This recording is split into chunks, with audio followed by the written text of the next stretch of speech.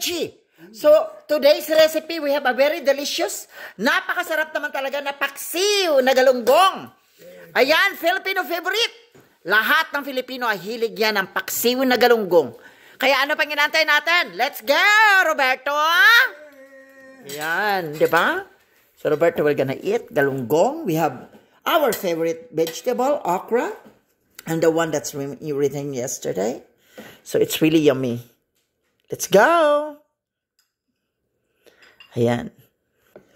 So, ayan na nga mga palangga. So, ang ulam natin ngayon ay ang paborito ng bayan, paksiw na galunggong with a delicious okra here, my favorite vegetable.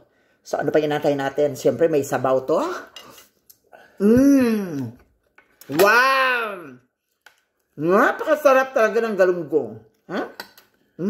Galunggong. That's galunggong fish plus okra. Let's go.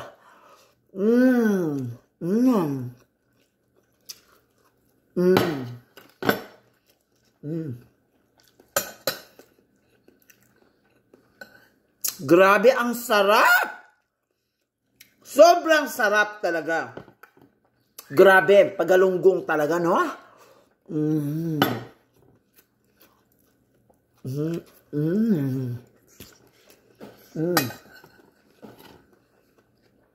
Perfect combination. Totally the best. Let me may day kayo, no? Perfect. Eat well, my love. Diba? So, ganyan si Roberto pag kumain, guys.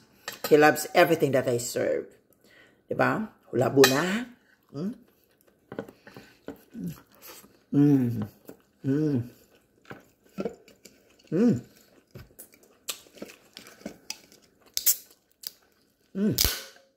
Napakasarap. Kaya sabi ko sa sister ko, make sure to cook me galunggong.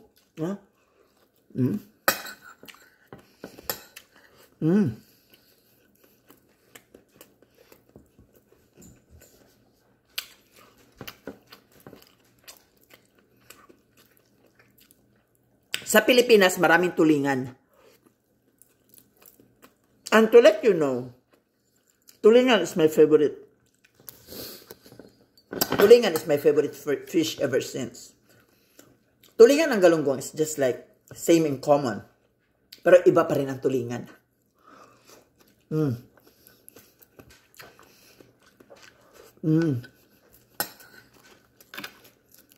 Sarap. So once again, we are Makulay na Buhay USA Live. We love you, everybody.